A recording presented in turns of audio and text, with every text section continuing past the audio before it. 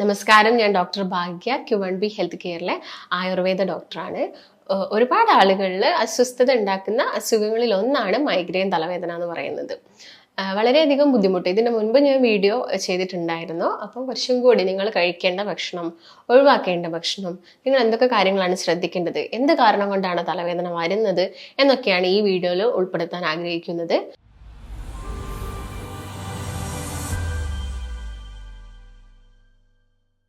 അപ്പോൾ മലയാളത്തിൽ നമ്മൾ ഇതിനെ ചെന്നിക്കുത്ത് എന്നാണ് പറയുന്നത്. അതായത് വളരെയധികം ബുദ്ധിമുട്ടുണ്ടാക്കുന്ന, വളരെയധികം കഠിനമായ ഒരു തലവേദനയാണ് മൈഗ്രെയിൻ തലവേദന. അപ്പൊ ഇതിന്റെ ഒരു വേദന നമ്മൾ പറയുന്നത് ഒരു പൾസേറ്റിംഗ് പെയിൻ എന്നാണ് നമ്മൾ ഇതിനെ വിശേഷിക്കപ്പെടുന്നത്. പൾസേറ്റിംഗ് പെയിൻ എന്ന് പറയുന്നത് നമുക്ക് വിങ്ങുന്ന ഒരു രീതിയിലുള്ള തലവേദന. അതായത് നിങ്ങൾക്ക് ഭയങ്കര ബുദ്ധിമുട്ട്, കിടക്കാൻ പറ്റുന്നില്ല, ഉറങ്ങാൻ പറ്റുന്നില്ല, അങ്ങനെയുള്ള ഒരുപാട് അസ്വസ്ഥതകളാണ് ഉണ്ടാക്കുന്നത്.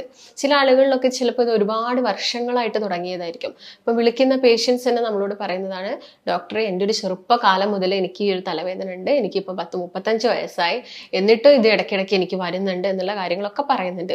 ഒട്ടുമിക്ക കേസ് നോക്കുകയാണെങ്കിലും ഈ ഒരു തലവേദന വരുന്നത് തലയുടെ ഒരു വൺ സൈഡ് ആയിട്ടാണ്, അതായത് ഒരു സൈഡായിട്ടാണ് വരുന്നത്.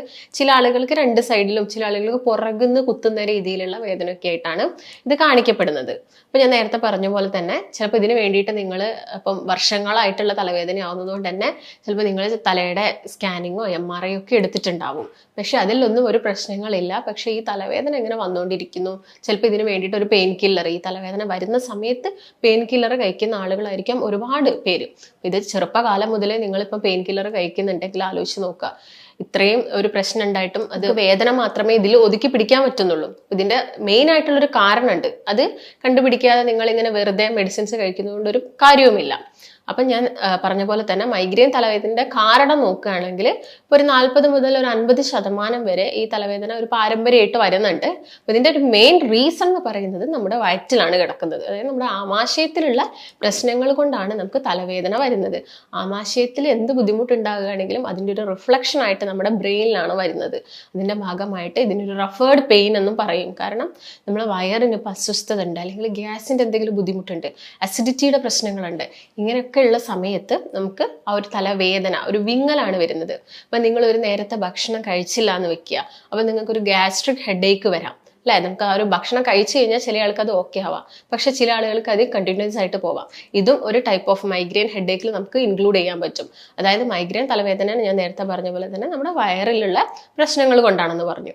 അപ്പം ആദ്യം തന്നെ നമുക്ക് നോക്കാം എന്താണ് ഈ വയറ്റിലുള്ള പ്രശ്നം എന്ന്. അപ്പൊ ഞാൻ നേരത്തെ പറഞ്ഞു, നിങ്ങളിപ്പോൾ ഒരു നേരത്തെ ഭക്ഷണം കഴിക്കാതിരിക്കുന്നു, അപ്പൊ നിങ്ങൾക്ക് ഭയങ്കരമായിട്ടുള്ള ഗ്യാസിന്റെ പ്രശ്നങ്ങൾ വരിക, ബ്ലോട്ടിങ് വരിക, വയറ് വല്ലാതെ മുൻപോട്ട് ചാടിയിരിക്കുക, ഇങ്ങനെയുള്ള ബുദ്ധിമുട്ടൊക്കെ വന്നിട്ട് നിങ്ങൾക്ക് ആ ഒരു അതെന്ത് റിഫ്ലക്ഷൻ എവിടെയാണ് വരുന്നത്, ബ്രെയിനിലാണ് വരുന്നത്. അതിന്റെ ഭാഗമായിട്ട് ഹെഡേക്ക് വരുന്നു. അതുപോലെ തന്നെ അസിഡിറ്റിയാണ്. അസിഡിറ്റിയിൽ തന്നെ നമുക്ക് വീണ്ടും അതിനെ കാറ്റഗറൈസ് ചെയ്യുകയാണെങ്കിൽ രണ്ട് രീതിയിൽ, ഹൈപ്പർ അസിഡിറ്റി ആയിട്ടും വരാം, ഹൈപ്പോ അസിഡിറ്റി ആയിട്ടും വരാം. അതായത് ആസിഡ് കൂടുതലായിട്ടും ആസിഡ് കുറഞ്ഞിട്ടും.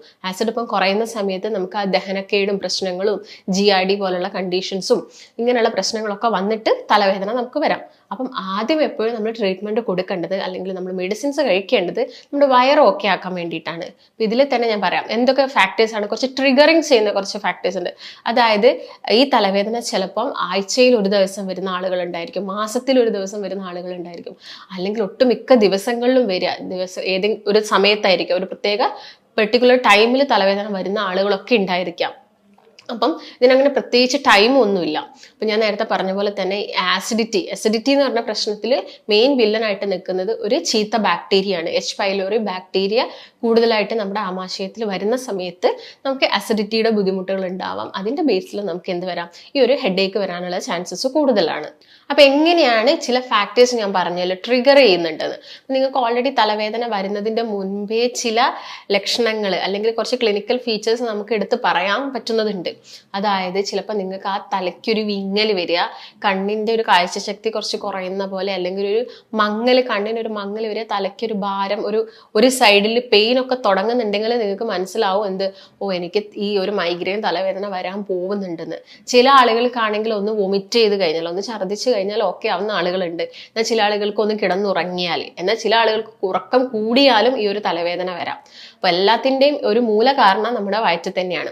അപ്പൊ നിങ്ങളിപ്പോ ഒരു യാത്ര ചെയ്യുന്ന സമയത്തായിരിക്കാം കാറ്റടിക്കുമ്പോൾ ബുദ്ധിമുട്ടുണ്ടാവാം, അല്ലെങ്കിൽ ഒന്ന് വെയിൽ കൊണ്ടാൽ നല്ലൊരു പ്രശ്നം ആളുകൾക്ക് ഉണ്ടാവാം, അല്ലെങ്കിൽ എന്തെങ്കിലും സ്മെല്ലായിരിക്കും നിങ്ങൾക്ക് പ്രശ്നം, അല്ലെങ്കിൽ മുടി ഒന്ന് ടൈറ്റ് ആക്കി കെട്ടിയാൽ, അല്ലെങ്കിൽ എന്തെങ്കിലും വെളിച്ചെണ്ണയുടെ ഒരു മണമൊക്കെ അടിക്കുന്ന സമയത്ത്, അല്ലെങ്കിൽ പെർഫ്യൂമിന്റെ സ്മെൽ അടിക്കുന്ന സമയത്ത്, ഇങ്ങനെ ഒരുപാട് പ്രശ്നങ്ങളാണ് ഈ ഒരു തലവേദന വരുന്ന സമയത്ത് ആളുകളിൽ. അപ്പൊ ഭക്ഷണത്തിന്റെ കേസ് നോക്കുകയാണെങ്കിൽ കുറച്ച് ട്രിഗർ ചെയ്യുന്ന ഭക്ഷണം ഒന്ന് കോഫിയാണ്, മറ്റൊന്ന് ഐസ്ക്രീംസ് കൂടുതലായിട്ട് കഴിക്കുന്ന സമയത്ത്, അല്ലെങ്കിൽ മസാല ഉള്ള ഭക്ഷണങ്ങൾ കൂടുതലായിട്ട് കഴിക്കുക, അതൊക്കെ നമ്മുടെ വയറിന് ബുദ്ധിമുട്ടുണ്ടാക്കും. അല്ലെങ്കിൽ ചീസൊക്കെ ഒരുപാട് എടുക്കുന്നുണ്ടെങ്കിലൊക്കെ വയറിന് പ്രശ്നം തന്നെയാണ്. അപ്പൊ നമ്മൾ ആദ്യം വയറ് ഓക്കെ ആക്കണമെങ്കിൽ നമ്മുടെ ഗട്ട് ഹെൽത്ത് ആണ് നേരെ ആവേണ്ടത്. ഗട്ട് ഹെൽത്ത് എന്ന് നമുക്കറിയാം, അതായത് നമ്മുടെ വായ മുതൽ കുടല് വരെ എന്തുണ്ട്, ചെറിയ ചെറിയ മൈക്രോബ്സ്, അതായത് ബാക്ടീരിയാസ് ഉണ്ട്. അതിൽ നല്ല ബാക്ടീരിയാസും ഉണ്ട്, ചീത്ത ബാക്ടീരിയാസും ഉണ്ട്. ഈ ചീത്ത ബാക്ടീരിയാസ് കൂടുതലായിട്ട് പെരുകുകയും നല്ല ബാക്ടീരിയാസ് കുറയുന്ന സമയത്താണ് നമ്മുടെ ഗട്ട് ഹെൽത്ത് പ്രോപ്പർ അല്ല എന്ന് പറയുന്നത്. നിങ്ങൾക്ക് ഇങ്ങനെ പുളിച്ചു തേട്ടല്, നെഞ്ചരിച്ചിൽ വരിക, ഗ്യാസിന്റെ പ്രശ്നം വരിക, ഇതൊക്കെ ഈ വയറിന്റെ ഭാഗമായിട്ട് വയറിന്റെ അസ്വസ്ഥതയോട് വരുന്നതാണ്. അപ്പൊ ആദ്യം തന്നെ നമ്മൾ വയറിന് കൊടുക്കേണ്ടത് എന്താണ്? കുറച്ച് പ്രോബയോട്ടിക്സ് ആണ്. ഈ ബാക്ടീരിയാസ്, നല്ല ബാക്ടീരിയാസ് ഗ്രോത്ത് ചെയ്യുന്ന സമയത്ത് ഇൻഫ്ലമേഷൻസ് കുറയ്ക്കും, അതുപോലെ തന്നെ വയറിന് വരുന്ന അസ്വസ്ഥതകളൊക്കെ കുറയും. അതുപോലെ തന്നെ നിങ്ങൾ ഇപ്പം തലവേദനയ്ക്ക് വേണ്ടിയിട്ട് വെറും പ്രോബയോട്ടിക് മാത്രം കഴിക്കുകയല്ല വേണ്ടത്, കറക്റ്റ് സമയത്ത് ഭക്ഷണം കഴിക്കാൻ വേണ്ടി ശ്രദ്ധിക്കുക. അതുപോലെ തന്നെ ചില ഗ്യാസ് ഉള്ള ഭക്ഷണങ്ങൾ നമ്മൾ ഒഴിവാക്കേണ്ടി വരും. ചില ആളുകൾക്ക് നട്ട്സ്, അതുപോലെ തന്നെ ചില ഫ്രൂട്ട്സുകളൊക്കെ ഗ്യാസ് ഉണ്ടാക്കും. അപ്പോൾ നിങ്ങൾ വെറും വയറ്റിൽ ഇപ്പം പുളിയുള്ള ഫ്രൂട്ട്സ് ഒക്കെ കഴിക്കുകയാണെങ്കിൽ നിങ്ങൾക്ക് ഒരു ഗ്യാസിന്റെ പ്രശ്നം വരാനുള്ള ചാൻസസ് കൂടുതലാണ്. അല്ലെങ്കിൽ നിങ്ങളൊരു നേരത്തെ ഭക്ഷണം കഴിക്കുന്നില്ല, ആ സമയത്ത് നിങ്ങൾക്ക് ആ ഒരു വിങ്ങൽ തലയ്ക്ക് വരും, അത് പിന്നെ മൈഗ്രെയിൻ ആയിട്ട് മാറും. അതുപോലെ തന്നെ നിങ്ങൾ ഒഴിവാക്കേണ്ട ചില കാര്യങ്ങൾ, അതായത് ചില ആളുകൾക്ക് മാത്രം അലർജി ഉണ്ടാക്കുന്നതാണ് ഗ്ലൂട്ടൻ എന്ന് പറയുന്നത്. കൂടുതലായിട്ടും ചപ്പാത്തിയിലും റൊട്ടിയിലും ബിസ്ക്കറ്റിലും അതുപോലെ തന്നെ റസ്കിലും ഒക്കെയാണ്. അതൊക്കെ ചില ആളുകൾക്ക് വയറിന് ബുദ്ധിമുട്ടുണ്ടാക്കും. ഈ IBS പോലെയുള്ള ഇറിറ്റബിൾ ബവൽ സിൻഡ്രോം ഒക്കെ ഉണ്ടാവാനുള്ള ചാൻസസ് കൂടുതലാണ്. അതുകൊണ്ട് അവരത് മാക്സിമം ഒഴിവാക്കാൻ വേണ്ടി നോക്കുക. അതുപോലെ തന്നെ ചോറിന്റെ ഒക്കെ ഉപയോഗം, തിനയുടെ ഒക്കെ ഉപയോഗം കുറയ്ക്കാൻ വേണ്ടിയിട്ടാണ് ശ്രദ്ധിക്കേണ്ടത്. കാരണം ഈ ചോറിലൊക്കെ നിക്കൽ മിനറൽസ് കൂടുതലാണ്. അതുകൊണ്ട് തന്നെ ഈ ഒരു H. pylori ബാക്ടീരിയ വളരാനുള്ള ചാൻസസും കൂടുതലാണ്. അതുകൊണ്ടാണ് ചോറൊക്കെ കുറച്ച് കുറയ്ക്കാൻ വേണ്ടി പറയുന്നത്. അതുപോലെ തന്നെ പഞ്ചസാരയുടെ ഉപ്പിന്റെ ഒക്കെ അളവ് കുറയ്ക്കുക. കംപ്ലീറ്റ് ആയിട്ട് ഒഴിവാക്കാൻ പറയുന്നില്ല, കുറച്ചുകൂടി വരിക. കാരണം ഇത് രക്തത്തിലോട്ട് വരികയും നമ്മുടെ ശരീരത്തിൽ പല ഭാഗത്തും എന്ത് ഇൻഫ്ലമേഷൻസ് ഉണ്ടാക്കും. ഇപ്പൊ നമ്മുടെ ആമാശയത്തിലെത്തുക അല്ലെങ്കിൽ കുടലിലൊക്കെ എത്തിക്കഴിഞ്ഞ് ഇൻഫ്ലമേഷൻസ് ഉണ്ടാക്കുന്ന സമയത്ത് അവിടെയുള്ള മ്യൂക്കസ് ലെയറിനൊക്കെ എന്ത് സംഭവിക്കാം? കേടുപാടുകൾ സംഭവിക്കാം. അതിന്റെ ഭാഗമായിട്ട് നമുക്ക് അസിഡിറ്റി വരാം, പ്രോപ്പർ ആയിട്ടുള്ള ആസിഡ് ഉൽപാദനം അവിടെ നടക്കില്ല. അതിന്റെ ഭാഗമായിട്ട് നിങ്ങൾക്ക് തലവേദന വരാനുള്ള ചാൻസസ് കൂടുതലാണ്. അതുപോലെ തന്നെ റോ വെജിറ്റബിൾസ്, അതായത് വേവിക്കാതെ കഴിക്കുന്നതും ഈ ഒരു ബാക്ടീരിയാസിന്റെ ഗ്രോത്ത് കൂട്ടും, ചീത്ത ബാക്ടീരിയാസിന്റെ ഗ്രോത്ത് കൂട്ടും. അതുകൊണ്ടാണ് റോ വെജിറ്റബിൾസ് ഒഴിവാക്കിയിട്ട് എപ്പോഴും കുക്ക് ചെയ്ത വെജിറ്റബിൾസ് ഒക്കെ കഴിക്കാൻ വേണ്ടിയിട്ട് പറയുന്നത്. പിന്നെ എന്തൊക്കെ കാര്യങ്ങളാണ് ഭക്ഷണത്തിൽ നിങ്ങൾ ചേർക്കേണ്ടത് നോക്കുന്ന സമയത്ത് നമുക്ക് ആദ്യം തന്നെ ആ ബാക്ടീരിയയുടെ ഗ്രോത്ത് കുറയ്ക്കുക, അല്ലെങ്കിൽ അസിഡിറ്റി എന്നുള്ള ഒരു പ്രശ്നം ഒഴിവാക്കാൻ വേണ്ടിയിട്ട് നമ്മളെ ബോഡി എപ്പോഴും എന്തായിരിക്കണം, നല്ല കൂളായിട്ട് ഇരിക്കണം. അപ്പൊ അതിന് വേണ്ടിയിട്ട് നമുക്ക് നന്നാരിയുടെ വെള്ളമൊക്കെ കുടിക്കാവുന്നതാണ്. നന്നാരിട്ട് തിളപ്പിച്ച വെള്ളം ഇടയ്ക്കിടയ്ക്ക് കുടിക്കാം, അല്ലെങ്കിൽ കരിഞ്ജീരകം യൂസ് ചെയ്യാം. കരിഞ്ജീരകം യൂസ് ചെയ്യുന്ന സമയത്ത് ശ്രദ്ധിക്കേണ്ടത്, ഡെയിലി കരിഞ്ജീരകം എല്ലാവർക്കും യൂസ് ചെയ്യാൻ പാടില്ല.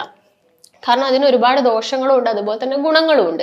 മാക്സിമം ഒരാൾക്ക് യൂസ് ചെയ്യാൻ പറ്റുന്ന കരിഞ്ജീരകം എന്ന് പറയുന്നത് ഒരു ദിവസം 3 ഗ്രാമോളാണ്.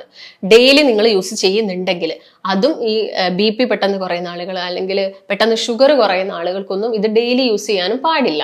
അപ്പൊ അതെപ്പോഴും ഒരു ഡോക്ടറിന്റെ നിർദ്ദേശപ്രകാരം തന്നെ വേണം കരിഞ്ജീരകം യൂസ് ചെയ്യാൻ വേണ്ടി. അപ്പൊ കൊളസ്ട്രോൾ കുറയ്ക്കാനും ഷുഗർ കുറയ്ക്കാനും ഒക്കെ നല്ലതാണ്. പക്ഷെ നമ്മുടെ കണ്ടീഷൻ എന്താണെന്ന് മനസ്സിലാക്കിയതിന് ശേഷം മാത്രം ഇങ്ങനെയുള്ളതൊക്കെ യൂസ് ചെയ്യാം. ഇപ്പൊ കരിഞ്ജീരകം നിങ്ങൾക്ക് ഈ ഒരു ബാക്ടീരിയയുടെ ഗ്രോത്ത് നശിപ്പിക്കാൻ വേണ്ടിയിട്ടും നമ്മുടെ വയറൊക്കെ ഓക്കെ ആവാൻ വേണ്ടിയിട്ടും ഡെയിലി കഴിക്കാവുന്നതാണ്. പിന്നെ ഞാൻ നേരത്തെ പറഞ്ഞ പോലെ തന്നെ പ്രോബയോട്ടിക്സ് ആണ്. പ്രോബയോട്ടിക്സ് തന്നെ ഏറ്റവും നല്ല പ്രോബയോട്ടിക് തൈര്, അതുപോലെ തന്നെ മോരൊക്കെ തന്നെയാണ്. തൈര് എന്ന് പറയുമ്പോൾ പ്രത്യേകം ശ്രദ്ധിക്കുക, അധികം പുളി ഇല്ലാത്ത തൈരാണ് കുറച്ചും കൂടി ബെറ്റർ. അതുപോലെ തന്നെ ഒരു നല്ല പ്രോബയോട്ടിക് ആണ് പഴങ്കഞ്ഞി എന്ന് പറയുന്നത്. നിങ്ങൾക്ക് തലേ ദിവസം ചോറൊക്കെ വെള്ളത്തിൽ ഇട്ട് വെച്ചിട്ട് അത് കഴിക്കാം. ആ സമയത്ത് നിങ്ങളുടെ ഈ ഞാൻ നേരത്തെ പറഞ്ഞ പോലെ തന്നെ ഈ ഒരു നിക്കൽ മിനറൽ കംപ്ലീറ്റ് ആയിട്ട് നഷ്ടപ്പെടും. വെള്ളത്തിൽ ഇട്ട് വെക്കുന്ന സമയത്ത് നിങ്ങൾക്ക് പിറ്റേ ദിവസം രാവിലെ അത് സുഖമായിട്ട് കുറച്ച് പുളിയില്ലാത്ത തൈരിന്റെ കൂടെയൊക്കെ മിക്സ് ചെയ്ത് കഴിക്കാവുന്നതാണ്. പിന്നെ അധികം മധുരമില്ലാത്ത വൈനാണ്. അത് നമുക്ക് ഡെയിലി ഒന്നും കഴിക്കേണ്ട ആവശ്യമില്ല, ഒക്കേഷണലി എടുത്താൽ മതി. അല്ലെങ്കിൽ ഉപ്പിലിട്ട് വെച്ച ഫ്രൂട്ട്സുകൾ, അതും ഓവർ വിനാഗിരി ഒന്നും യൂസ് ചെയ്യാതെ യൂസ് ചെയ്യണം. പിന്നെ ഡെയിലി യൂസ് ചെയ്യേണ്ട ആവശ്യകതയില്ല. നിങ്ങൾ ഇങ്ങനെ എന്തെങ്കിലും പ്രോബയോട്ടിക്സ് കഴിക്കുന്നുണ്ട് എന്നിട്ടും തലവേദന ഒന്നും മാറുന്നില്ലെങ്കിൽ ചിലപ്പോൾ നമ്മൾ അതിന്റെ സപ്ലിമെന്റ്സ് ആയിട്ടും കഴിക്കേണ്ടി വരും. പിന്നെ നമ്മുടെ ആ ഒരു ഹെഡേക്കിന്റെ തീവ്രത കുറയ്ക്കുന്ന രീതിയിലുള്ള മെഡിസിൻസ് ആണ് നമ്മൾ എപ്പോഴും കഴിക്കേണ്ടത്. അപ്പോൾ മൈഗ്രെയിൻ തലവേദനയുടെ ഒരു രീതി അല്ലെങ്കിൽ തോത് നോക്കുകയാണെങ്കിൽ കൂടുതലായിട്ടും വരുന്നത് സ്ത്രീകളിലാണ്. ഇതുപോലെ തന്നെ പ്രായപൂർത്തിയാവുന്ന സമയത്താണ് ഈ ഒരു തലവേദന കൂടുതലും കണ്ടുവരുന്നത്. കാരണം അവിടെ ഒരു ഹോർമോണൽ ചേഞ്ച് നടക്കുന്നത് കൊണ്ടാണ്. അപ്പൊ ഇപ്പം ആൺകുട്ടികളെ വെച്ച് നോക്കുന്ന സമയത്ത് കൂടുതലായിട്ടും പെൺകുട്ടികളെയാണ്. അതുപോലെ ഫാറ്റി ലിവറിലുള്ള ആളുകളിലും ഈ ഒരു തലവേദന വരാനുള്ള ചാൻസ് കൂടുതലാണ്. കാരണം ഈ ഒരു ഈസ്ട്രോജൻ ഹോർമോണിന്റെ മെറ്റബോളിസം നടക്കുന്നത് ലിവറിൽ വെച്ചിട്ടാണ്. അപ്പൊ ലിവറിന് എന്തെങ്കിലും കംപ്ലൈന്റ് ഉണ്ടെങ്കിൽ ഈസ്ട്രോജൻ ഹോർമോൺ അവിടെ താളം തെറ്റും. അതിന്റെ ഭാഗമായിട്ടും ഹോർമോണിന്റെ ഇംബാലൻസ് മൂലവും തലവേദന സ്ട്രോങ് ആവുന്നത് ലേഡീസിലാണ്. അപ്പൊ ഇതൊക്കെയാണ് മൈഗ്രെയിൻ തലവേദനയെ കുറിച്ച് കൂടുതലായിട്ടും പറയാനുള്ളത്. അപ്പൊ നിങ്ങൾക്ക് ഇതിപ്പം ശ്രദ്ധിക്കേണ്ട ഒരു കാര്യം, പ്രോപ്പർ ആയിട്ടുള്ള കാരണം അനുസരിച്ചിട്ട് വേണം നമ്മൾ ഇതിന് വേണ്ടിയിട്ട് മെഡിക്കേഷൻസും കാര്യങ്ങളൊക്കെ എടുക്കാൻ വേണ്ടിയിട്ട്. നിങ്ങൾക്ക് എന്തെങ്കിലും സംശയമോ കാര്യങ്ങളൊക്കെ ഉണ്ടെങ്കിൽ താഴെ കാണുന്ന നമ്പറുമായിട്ട് ബന്ധപ്പെടുക. നമുക്ക് മറ്റൊരു നല്ല ഹെൽത്ത് ടോപ്പിക്കുമായിട്ട് വീണ്ടും കാണാം. നന്ദി.